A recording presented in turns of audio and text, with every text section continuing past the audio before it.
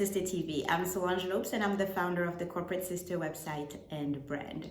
In today's video, I am discussing the existing gender bias in performance reviews and how we as working women and moms can effectively fight it. As a working woman and a working mom, you may already be aware of the existing gender bias in performance reviews. You may even have already experienced it as part of your own performance reviews or have heard stories of other women who may have experienced it in their reviews. And you're not alone. As a matter of fact, there are numerous studies out there that do confirm that there exists effectively a gender bias in performance reviews. Some of these findings as part of these researches indicate that female employees are 1.4 more times likely to get critical subjective feedback. And in addition, women tend to get much less constructive feedback that focuses on their positive aspects of their performance and reinforces areas of growth, and rather tend to get feedback that is more vague, general, and rather elusive. In addition to that, women tend to have their performances evaluated more based on the length of time they are in the office as opposed to their actual skills, talents, and abilities. All of these factors combined, in addition to all the structural barriers that women are already experiencing in and outside of the workplace, create, of course, significant disadvantages for working women and moms, in addition to amplifying those blocks and barriers to women's career advancement in general.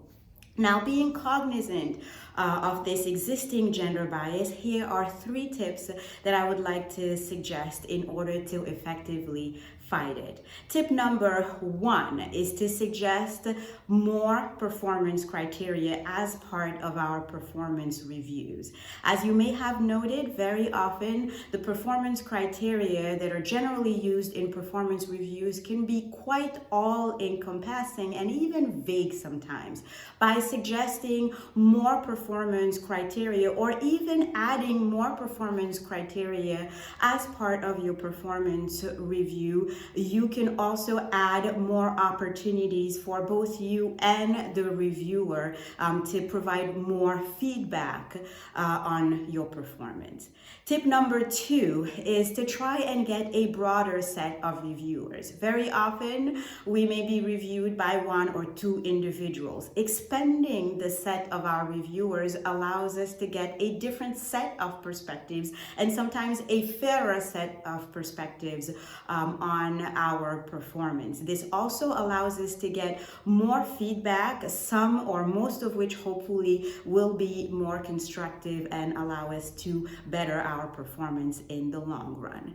And last but not least, tip number 3 is to ask for more frequent reviews. As you may have noted, the year-end or beginning of year performance review tends to fall at a very busy time of year when managers and reviewers in general tend to be overwhelmed and may not be able to focus as well on your performance. In addition, condensing all of the content of an entire year of performance into one single performance review can cause some elements of your performance to be overlooked or even worse, to be missed.